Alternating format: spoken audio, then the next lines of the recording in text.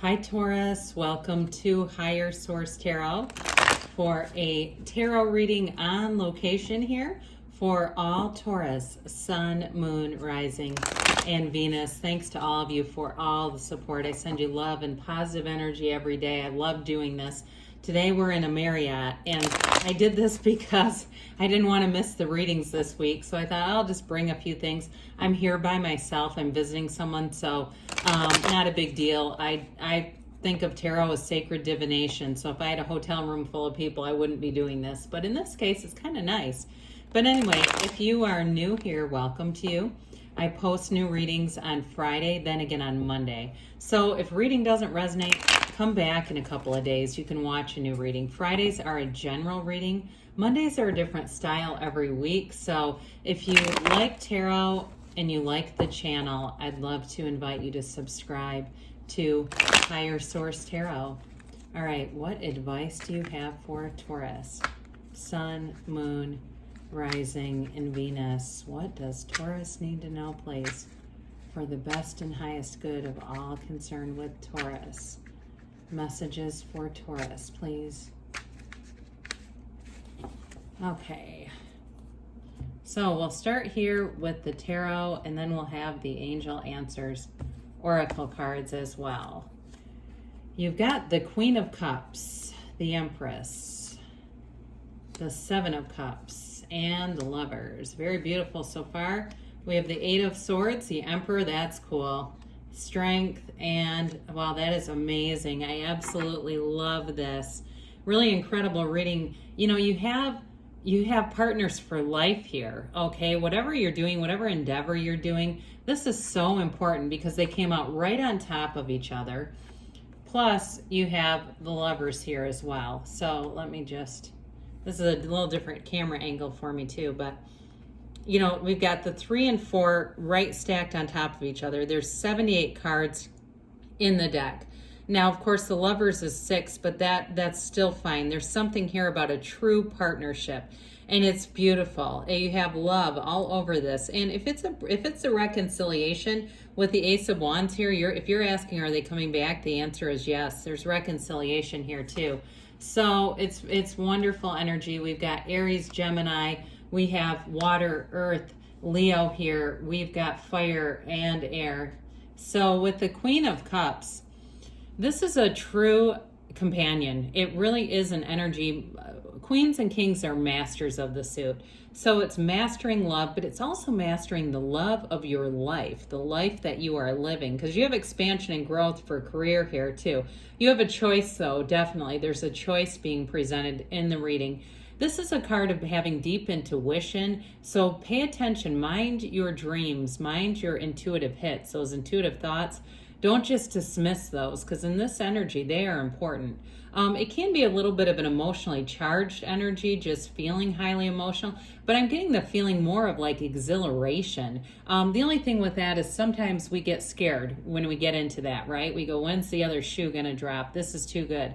Allow it to be too good. You know, life can be beautiful. And with this Queen of Cups, you're gonna have a wonderful facility with the Queen of Cups and the Empress too, for very creative ideas, for having anybody that has an artistic flair, especially if you haven't been accessing that gift, that part of yourself. You may find an urge. You may find yourself in a craft store, an art store, buying supplies and getting in there and painting and creating things. That's this kind of energy. It makes you want to do those things. And speaking of which, you know, the Empress is the multiplier of forms and ideas. She is the female creator of the material world. She lives in luxury. So you have abundance coming in, prosperity here. But she truly is. You have mothers in both the Queen of Cups and the Empress. This one is also about fertility. You have fertility with the Lovers as well. So anybody asking about fertility, you have wonderful energy supporting it, okay? Now, the card of the Empress, I mentioned she lives in luxury. She's got a very easygoing nature.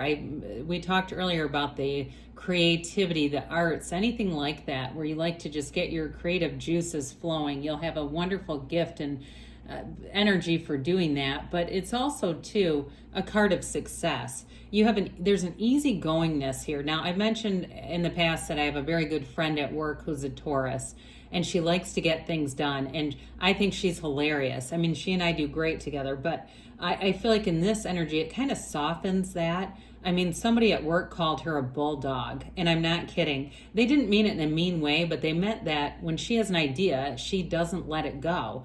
And so I do feel like with this, it softens that a little bit, and it allows people around you to be very comfortable, in sync with you. You may find people are asking you for advice, calling you and just wanting to talk about different things or asking you to go do things. And it's the Empress energy because she has a door that's always open. So the Seven of Cups presents ideas, choices, and I feel like with this, you're going to use your discernment. Now, I didn't mention this, but the energy, oh God, we're going to go back, sorry. The energy of the High Priestess gown that forms the pool of consciousness, it's you can see it in this waterfall right here in the Empress gown. It runs down by the Emperor's feet, okay? So with that, it's an energy that tells us to stay close to source, meditate. And that's how you're going to have your discernment in order to make the right choice here. This can be a card, though, too, of Spirit telling you to be somewhat logical, and you have it with the Emperor, too. There's something about using logic in your decision making, and I understand it seems like should be our default, but I do feel like there's a place for meditation in this, too. Meditation coupled with the allowing the logical mind to be of service to you, but not take over everything.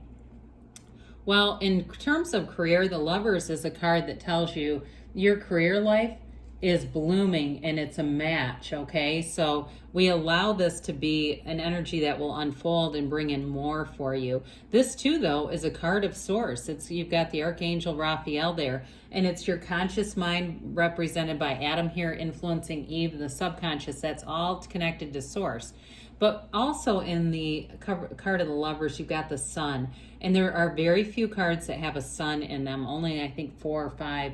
And so with this, they're telling you that it's not only divinely guided, but it's like a dawn of a new day is happening here. In terms of relationships, this is a card of not only major healing for those of you that are asking about reconciliation, but it is a card that changes, a relationship that changes how you see the world. It's incredible in your life.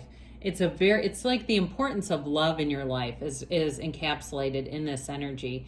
And without love, what is life, right? It's really the center of everything. It's the center of the universe. So I want to tell you that whoever this is definitely thinking of you. They have you in their heart and on their mind, and in a new relationship too. They keep you as a center. There's something important about how they think of you, how they want to uplift you and be in a relationship for the long term. So this also has a card of fertility too, so be aware of that, again, those of you either wanting it or not. So with the Eight of Swords, I do feel like something was holding you back. Eights are about vibration and motion and evolution. Underlying it all, though, is really unity with this Eight of Swords. So there was some barrier, especially if it was a breakup. There may have been some ego involved in this, too many people talking, and possibly in this other person's ear, giving them bad advice, being almost negating it because they were unhappy. That's what I feel it is. Now, for others of you, though, in terms of new relationships, it may have been just trying to get over the past and let go of it. In a job situation, I know this sounds mundane, but somebody here, I feel like it's related to supply chain issues. Like something at work has been held up. Even though you have a job that shows it's growing and flourishing, I feel like this has something to do with choices. The choices, you may have had to mitigate a lot of problems because of the supply chain problems coming in. And it's like you're in flow, and the creativity of the Empress really helps you here because you can think outside of the box and think out on your feet very easily. But the attitude of the Empress goes a long way, because you know how surly people are about this. It's like when they don't get their stuff, they just get enraged. Now, with the Emperor, I mentioned earlier, I think he's the architect of the universe, but he represents nobility. So this is a card that's wonderful in terms of promotion, advancement in any way. And he's logical though. So again, you're going to have to balance that spirituality and logical side. He gets what he wants and he does get the job done. So with this, you'll have a high degree of confidence, and you may meet somebody too who's somewhat of a match for you in terms of work. Some connection I'm getting who really gets things in a very cerebral way and is kind of very just all business, I want to say, with this. Now, in terms of being a partner, though, he's got an interesting side to him because, like I said, there's a committed partner here, and the Emperor is truly loyal. So in a relationship, you would not have to be concerned at all about, is this person telling me the truth? Because it's very upfront, very much what you see is what you get.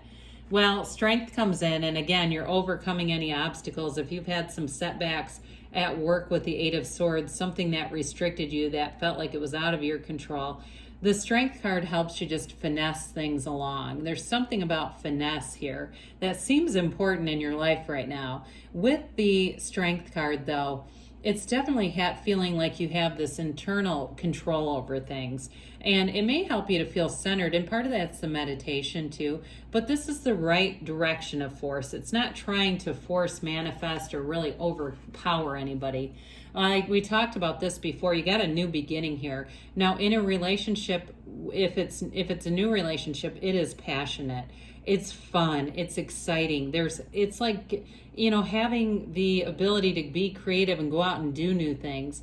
It's also, though, like I said, it's like wave your magic wand too. So I do feel like you're going to have a real facility for solving problems and just a capacity to think quickly, rapidly, come up with solutions. And those all lead to more expansion. I mentioned, we talked a little earlier about the reconciliation piece, and yes, this is an apology coming forward. So some of you get somebody that's going to come forward and want to make things right with you. All right, let's see what the angels have to say here for Taurus, please. Messages for Taurus.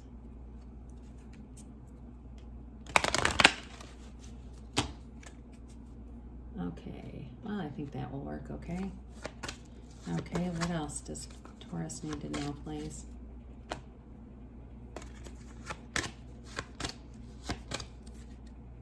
Sorry if those get off camera. I'm not doing that intentionally. All right, big happy changes. That card doesn't come out very often, so I always get excited when it does.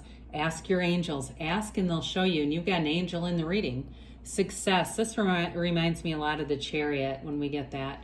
And we've got a year from now, but don't let that freak you out. Sometimes people go, oh no, that's too long. They're telling you in a year from now, you are going to be blown away because you have a yes. Good things are on the way for you, Taurus. I love you, and I'll be back again soon.